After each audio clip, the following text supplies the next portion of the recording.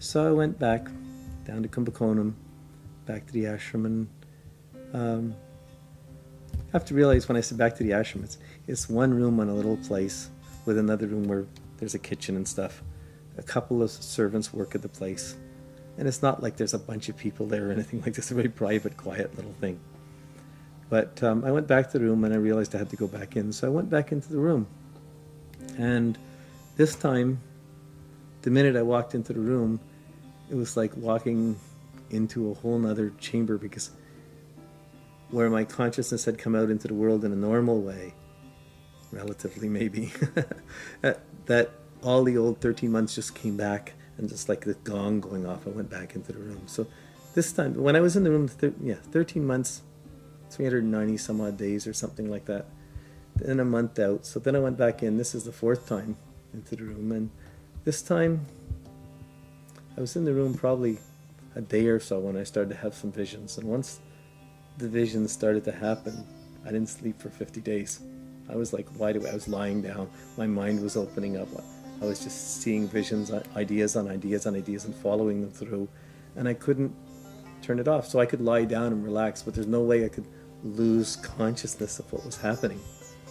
So it would be too long to try and explain the visions now, but as some of these visions settled, after this is about September, October 1969. So after going through this about 40, 50 days, not sleeping, going through these visions coming in, they led me to coming out of the room again and deciding to come back to North America. And came out of the room. I was out for about a week or so, and then I came back to North America. And it took a number of years to even just settle from the heat of that vision. What happened? I don't know. I came back. I took the plane back. I got back. It was in November. I just had a pair of pajamas and sandals, which is what we were wearing, and no luggage. I got to the customs. They said, "Where have you been? India? How long have you been there?" 2 years. And you got any luggage? I said, "No." And they said, "Well, welcome, come on in." That was my check after being away for 2 years. And I got off the plane. There's a blizzard. I'm in pajamas. There's 10 inches of snow on the ground.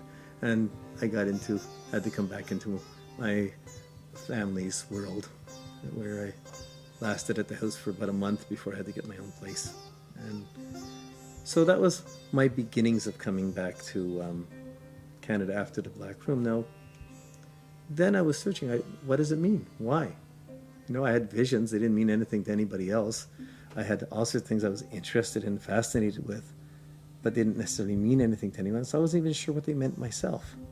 So after I got a job in a print shop, and I worked to pay off my plane ticket for coming back, and then I took off and traveled for about, I don't know how long, 6 months, half a year. And I traveled down the West Coast, down to San Francisco, and places I'd been before. And somewhere down there, I ran across an astrologer, a guy named Kalen Crawford, and he did a horoscope for me. As soon as he did this horoscope for me, he just offered, and I had just met him. I wasn't asking. Everything connected. So I began to realize there was an astrological content to my vision. And from that point on, I just had to start studying astrology, and I studied it like 20 hours a day for the next couple of years. Came back up to Canada and started studying Metalay, kept studying astrology, and was lost in the vision of the connections of everything, the meaning of everything in astrology, and following this through. So I burnt pretty deeply in that vision. So much of the things here around me now, the library, the musical instrument, most of the visions that I've had came from that time. And I can't say they were my visions. Where did visions come from? They came from God. But for some reason, they seem to have come through me. And then I spent when I came back, it was towards the end of November 1969. And from that time, pretty solidly, for the next almost 30 years, 27, 28 years, I've been actively involved in astrology and kept my meditation up and kept things going, but more on my own. I didn't keep really in touch with the ashram or the people in the ashram. Life seemed to have changed and go on. And I kept my meditations up in the mornings, and every morning, every night, and time went on. And so in 1997, I hadn't been in touch. I decided I'd call India and wonder if the ashram was still there, what was happening. And I called and asked them. I knew the Guru had died in 76, but they had said, well, no, the ashram's still there, the black rooms are still going on, and they're being very actively used, and that this year is the 100th centenary of Mota Maharaj's birthday. And why don't I come and visit? So they asked the question. I thought, well, why don't I? And fortunately, circumstances opened up where I was able to arrange to go to India. And this is 97, in the August, September, October 97. I went for a 6-week pilgrimage. And I went back to this room that I spent all the time in again. Times had changed. So the ashram, which had been really out in the suburbs and on the edge of the country, was now kind of right on the edge of the city. And where there had been fields and bamboo groves all around it, now there was people living like against the wall about a foot away.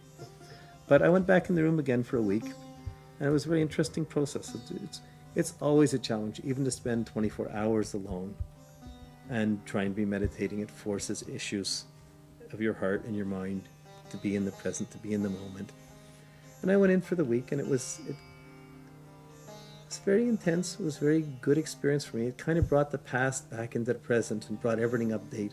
And it was interesting because when I went back in the room, in astrological phenomena, the planet Saturn was opposing my sun when I spent the time in the room in 67, and then in 97, 68, and in 67, in 97 when Saturn was back at exactly the same place it was at when I went in the room again. So there were certain cycles that were repeating.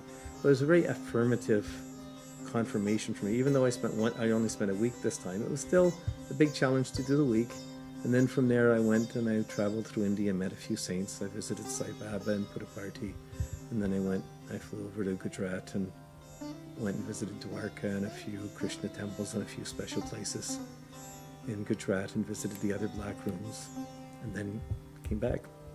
And that's kind of about where I am now, wondering if ever is anybody interested that I would have to start a black room here someday to do some chanting and meditating, or whether I go back again and visit, or that's part of the wonders of things. But it certainly has recharged my meditations and my chanting.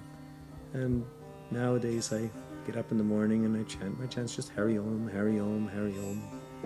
And I chant for about an hour or two in the morning, and I'm capable of reading now and chanting it out loud at the same time, so I can do spiritual reading and chant at the same time. And once I've done that, I seem to have captured the day, and then I deal with my daily stuff. Come back and chant at night, and the world keeps spinning on, and I keep trying to hold on inside. But the library, the School of Astrology, the work with the I Ching, the musical instrument, these are all things that came out of this vision. And some people will fight for a long time just to get a vision, just to get an inspiration, a pure thought. But it seems like when I came out of this black room, for a while I seemed to be swimming in a river of inspiration. It was carrying me along in my life. And now somebody says, what did I do for 2 years? Well, I sat around doing nothing.